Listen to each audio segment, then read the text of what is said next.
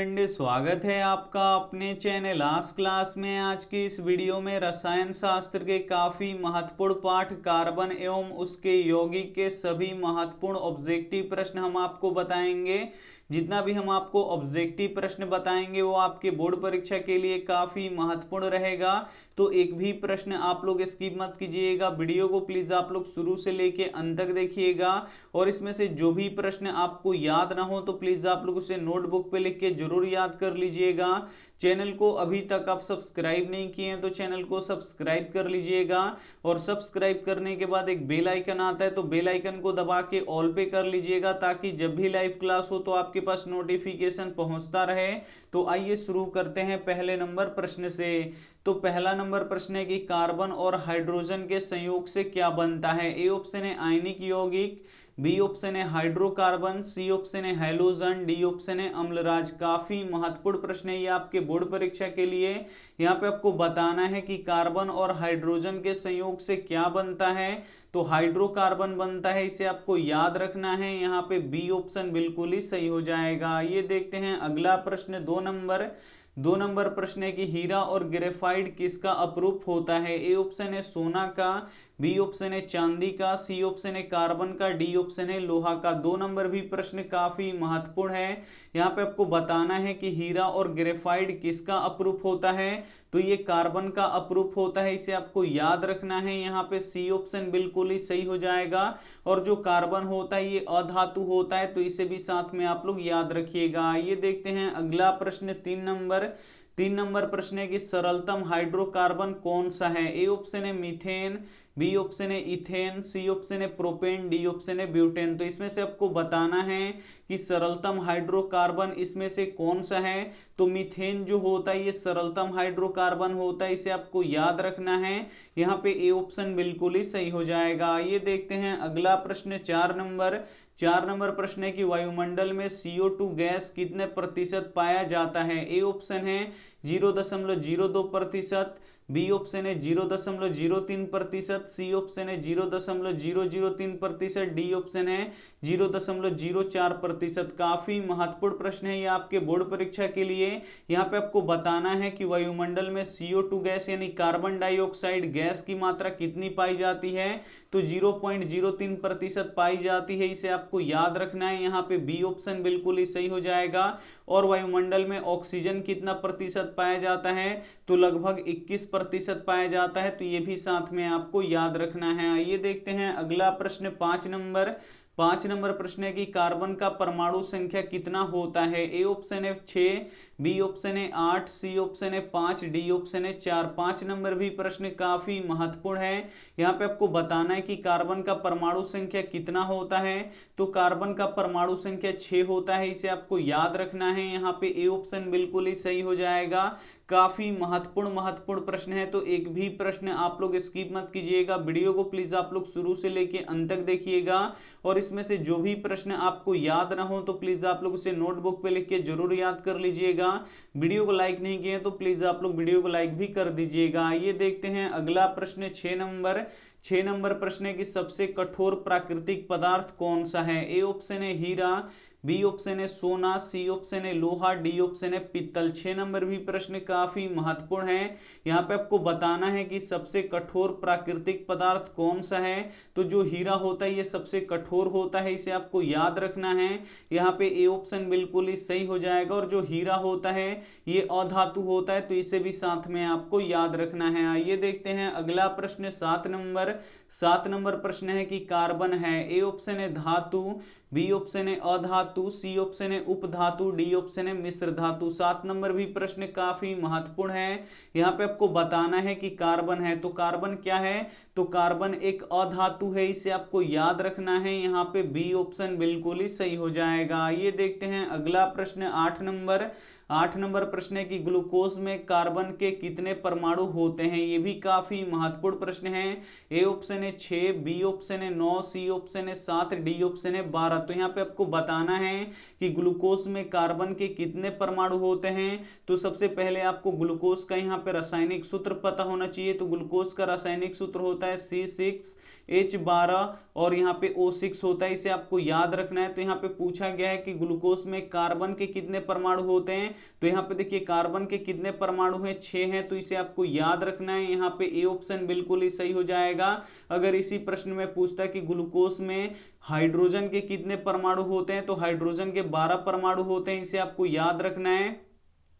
और ऑक्सीजन के कितने परमाणु होते हैं, तो ऑक्सीजन के यहाँ पे 6 परमाणु होते हैं, तो इसे भी साथ में आपको याद रखना है। आइए देखते हैं अगला प्रश्न 9 नंबर प्रश्न है कि OH का क्रियाशील मूलक को क्या कहते हैं। ए ऑप्शन है कीटोन, बी ऑप्शन है एल्डिहाइड, सी ऑप्शन है एल्कोहल, डी ऑप्शन है मीथेन। तो यहाँ पे आपको बताना है कि OH का क्रियाशील मूलक को क्या कहते हैं, तो अल्कोहल कहते हैं, इसे आपको याद रखना है। यहाँ पे सी ऑप्शन बिल्कुल ही सही हो जाएगा। ये देखते हैं अगला प्रश्न 10 नंबर प्रश्न है कि अपमार्जक बनाने में किसका प्रयोग होता है। ए ऑप्शन है ईथर का, बी ऑप्शन है पोटास का, सी ऑप्शन है अल्कोहल का, डी ऑप्शन है गंधक का। 10 नंबर प्रश्न काफी महत्वपूर्ण है आपके बोर्ड परीक्षा के लिए कि अपमार्जक बनाने में किसका प्रयोग होता है। तो अपमार्जक बनाने में अल्कोहल का प्रयोग होता है, इसे आपको याद रखना है। यहाँ पे सी ऑप्शन बिल्कुल ही सही हो जाएगा। ये देखते हैं अगला प्रश्न 11 नंबर प्रश्न है कि निम्न में से कौन अक्रिय तत्व है। ए ऑप्शन है कार्बन,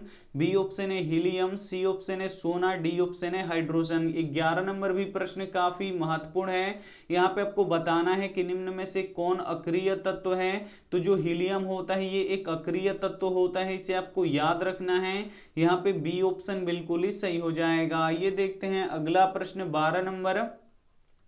12 नंबर प्रश्न है कि बायोगैस का प्रमुख घटक कौन सा है। ए ऑप्शन है मीथेन गैस, बी ऑप्शन है carbon dioxide gas, C option है क्लोरीन गैस, डी ऑप्शन है हाइड्रोजन गैस। तो यहाँ पे आपको बताना है कि बायोगैस का मुख्य घटक कौन सा है। तो बायोगैस का मुख्य घटक मीथेन गैस होता है, इसे आपको याद रखना है। यहाँ पे ए ऑप्शन बिल्कुल ही सही हो जाएगा। काफी महत्वपूर्ण प्रश्न है, तो एक भी प्रश्न आप लोग स्किप मत कीजिएगा। वीडियो को प्लीज आप लोग शुरू से लेके अंत तक देखिएगा और वीडियो को लाइक नहीं किए तो प्लीज आप लोग वीडियो को लाइक भी कर दीजिएगा। ये देखते हैं अगला प्रश्न 13 नंबर प्रश्न है कि कोयला किस प्रकार का ईंधन है। ए ऑप्शन है नवीकरणीय, बी ऑप्शन है अनवीकरणीय, सी ऑप्शन है प्राकृतिक स्रोत, डी ऑप्शन है इनमें से कोई नहीं। तो यहाँ पे आपको बताना है कि कोयला किस प्रकार का ईंधन है। तो जो कोयला है ये अनवीकरणीय संसाधन है, इसे आपको याद रखना है। यहाँ पे बी ऑप्शन बिल्कुल ही सही हो जाएगा। जो कोयला है इसका जो भंडारण है वो निश्चित है, यानी वो सीमित है, वो आने वाले समय में खत्म हो जाएगा। और जो भी संसाधन या जो भी ईंधन आने वाले समय में खत्म हो जाएगा उसे हम पुनः नहीं बना सकते, तो उसे हम अनवीकरणीय कहते हैं। तो इसे भी साथ में आपको याद रखना है। आइए देखते हैं अगला प्रश्न 14 नंबर प्रश्न है कि CHO किस क्रियाशील मूलक को कहते हैं। ए ऑप्शन है कीटोन, बी ऑप्शन है एल्डिहाइड, सी ऑप्शन है एल्कोहल, डी ऑप्शन है इनमें से कोई नहीं। तो यहाँ पे आपको बताना है कि CHO किस क्रियाशील मूलक को कहते हैं। तो एल्डिहाइड को कहते हैं, इसे आपको याद रखना है। यहाँ पे बी ऑप्शन बिल्कुल ही सही हो जाएगा। ये देखते हैं अगला प्रश्न 15 नंबर प्रश्न है कि निम्न में से कौन हाइड्रोकार्बन है। इसमें से आपको पहचानना है कि कौन हाइड्रोकार्बन है। तो हाइड्रोकार्बन होता है जो कार्बन और हाइड्रोजन से मिलकर बना होता है, उसे हम हाइड्रोकार्बन कहते हैं। तो यहाँ पे देखिए कार्बन और हाइड्रोजन से मिलकर क्या बना है, तो यहाँ पे देखिए CH4 बना है, यानी मीथेन बना है। यहाँ पे सी ऑप्शन बिल्कुल ही सही हो जाएगा। इस प्रश्न में पूछ रहा था कि निम्न में से कौन हाइड्रोकार्बन है। तो जो CH4 है ये क्या है, हाइड्रोकार्बन है। ये जो मीथेन ये किससे मिलकर बना है, तो ये कार्बन और हाइड्रोजन से मिलकर बना है, इसीलिए जो CH4 है यानी ये जो मीथेन है ये एक हाइड्रोकार्बन है। आइए देखते हैं अगला प्रश्न 16 नंबर प्रश्न है कि COOH किस क्रियाशील मूलक को कहते हैं। ए ऑप्शन है कार्बोक्सिलिक को, बी ऑप्शन है कीटोन को, सी ऑप्शन है एल्डिहाइड को, डी ऑप्शन है एल्कोहल को। तो यहाँ पे आपको बताना है कि COOH किस क्रियाशील मूलक को कहते हैं। तो कार्बोक्सिलिक को कहते हैं, इसे आपको याद रखना है। यहाँ पे ए ऑप्शन बिल्कुल ही सही हो जाएगा। ये देखते हैं अगला प्रश्न 17 17 नंबर प्रश्न है कि सल्फ्यूरिक अम्ल का अणु सूत्र क्या होगा। यहाँ पे आपको बताना है कि सल्फ्यूरिक अम्ल का अणु सूत्र क्या होता है, तो ये होता है H2SO4, इसे आपको याद रखना है। यहाँ पे ए ऑप्शन बिल्कुल ही सही हो जाएगा। और सल्फ्यूरिक अम्ल का प्रयोग हम कहाँ पे करते हैं, तो जो बैटरी होता है उसमें हम लोग करते हैं सल्फ्यूरिक अम्ल का प्रयोग। और सल्फ्यूरिक अम्ल का अणु सूत्र क्या होता है, यानी रासायनिक सूत्र क्या होता है, तो H2SO4 होता है, तो इसे भी साथ में आपको याद रखना है। आइए देखते हैं अगला प्रश्न 18 नंबर प्रश्न है कि प्राकृतिक रबड़ किसका बहुलक है। ए ऑप्शन है आइसोप्रीन का, बी ऑप्शन है एसिटिलीन का, सी ऑप्शन है कार्बन का, डी ऑप्शन है इनमें से कोई नहीं। तो यहाँ पे आपको बताना है कि जो प्राकृतिक रबड़ होता है ये किसका बहुलक होता है, तो ये आइसोप्रीन का होता है, इसे आपको याद रखना है। और ये प्रश्न बोर्ड परीक्षा में बहुत बार पूछा गया है, यहाँ पे ए ऑप्शन बिल्कुल ही सही हो जाएगा। ये देखते हैं अगला प्रश्न 19 नंबर प्रश्न है कि कार्बनिक यौगिक में कार्बन की संयोजकता होती है। ए ऑप्शन है 2, बी ऑप्शन है 4, सी ऑप्शन है 6, डी ऑप्शन है 8। 19 नंबर भी प्रश्न काफी महत्वपूर्ण है। यहाँ पे आपको बताना है कि कार्बनिक यौगिक में कार्बन की संयोजकता कितनी होती है, तो कार्बन की संयोजकता 4 होती है, इसे आपको याद रखना है। यहाँ पे बी ऑप्शन बिल्कुल ही सही हो जाएगा। ये देखते हैं अगला प्रश्न 20 नंबर प्रश्न है कि ऑक्सीजन के 2 परमाणुओं के बीच कितने आबंध पाए जाते हैं। काफी महत्वपूर्ण प्रश्न है। ए ऑप्शन है 1, बी ऑप्शन है 2, सी ऑप्शन है 3, डी ऑप्शन है 4। तो यहाँ पे आपको बताना है कि ऑक्सीजन के 2 परमाणुओं के बीच कितने आबंध पाए जाते हैं। तो यहाँ पे देखिए 2 आबंध पाए जाते हैं, यानी डबल बॉन्ड पाए जाते हैं, इसे आपको याद रखना है। यहाँ पे बी ऑप्शन बिल्कुल ही सही हो जाएगा। ये देखते हैं अगला प्रश्न 21 नंबर प्रश्न है कि मीथेन एक उत्तम, ए ऑप्शन है ईंधन है, बी ऑप्शन है घोलक है, सी ऑप्शन है कीटनाशक है, डी ऑप्शन है इनमें से कोई नहीं। काफी महत्वपूर्ण प्रश्न है 21 नंबर। यहाँ पे आपको बताना है कि मीथेन एक उत्तम क्या है, तो मीथेन एक उत्तम ईंधन है, इसे आपको याद रखना है। यहाँ पे ए ऑप्शन बिल्कुल ही सही हो जाएगा। और मीथेन किस में पाया जाता है, तो जो मीथेन होता है ये बायोगैस यानी जो गोबर गैस होता है उसमें मीथेन गैस पाया जाता है। और जो सीएनजी होता है इसमें भी क्या होता है, प्रमुख होता है वो मीथेन ही होता है, तो ये भी साथ में आपको याद रखना है। आइए देखते हैं अंतिम प्रश्न 22 नंबर प्रश्न है कि निम्न में से कौन एरोमेटिक हाइड्रोकार्बन है। ए ऑप्शन है मीथेन, बी ऑप्शन है एसिटिलीन, सी ऑप्शन है बेंजीन, डी ऑप्शन है इनमें से कोई नहीं। 22 नंबर प्रश्न काफी महत्वपूर्ण है। यहाँ पे आपको बताना है कि निम्न में से कौन एरोमेटिक हाइड्रोकार्बन है, तो जो बेंजीन होता है ये एरोमेटिक हाइड्रोकार्बन होता है, इसे आपको याद रखना है। यहाँ पे सी ऑप्शन बिल्कुल ही सही हो जाएगा। तो हम यहाँ पे आपको 22 काफी महत्वपूर्ण ऑब्जेक्टिव प्रश्न बता चुके हैं। अगर इस 22 ऑब्जेक्टिव प्रश्न को आप लोग याद कर लीजिएगा तो इस चैप्टर से जितना भी ऑब्जेक्टिव प्रश्न आपके बोर्ड परीक्षा में पूछेगा तो एक भी प्रश्न नहीं छूटेगा, ये हमारा गारंटी है। तो प्लीज आप लोग इसे लिख के याद कर लीजिएगा। और आपको क्या करना है कि एक बार याद करके नहीं छोड़ देना है, इसका आपको क्या करना है, टाइम टू टाइम रिवीजन करना है। रिवीजन से ये होता है कि आपको जो याद किए हैं वो हमेशा के लिए याद हो जाता है और बराबर याद रहता है। तो रिवीजन आप लोग करते रहिएगा। और ये रहा आपके लिए यहाँ पे होमवर्क प्रश्न। यहाँ पे आपको बताना है कि लोहे का परमाणु संख्या कितना होता है। ए ऑप्शन है 23, बी ऑप्शन है 26, सी ऑप्शन है 25, डी ऑप्शन है 24। तो जो भी ऑप्शन आपको सही लगे वो आप हमें कमेंट करके जरूर बताइएगा, हम आपके कमेंट का रिप्लाई जरूर देते हैं। अगर आपका सही होगा तो हम यहाँ पे बोलेंगे कि आपका आंसर सही है कमेंट में।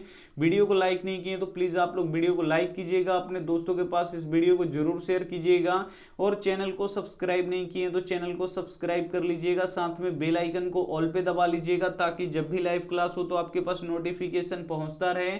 Thank you for watching. मिलते हैं अगले वीडियो में, तब तक अपना ध्यान रखिए, मन लगा के पढ़ाई कीजिए। Take care and bye.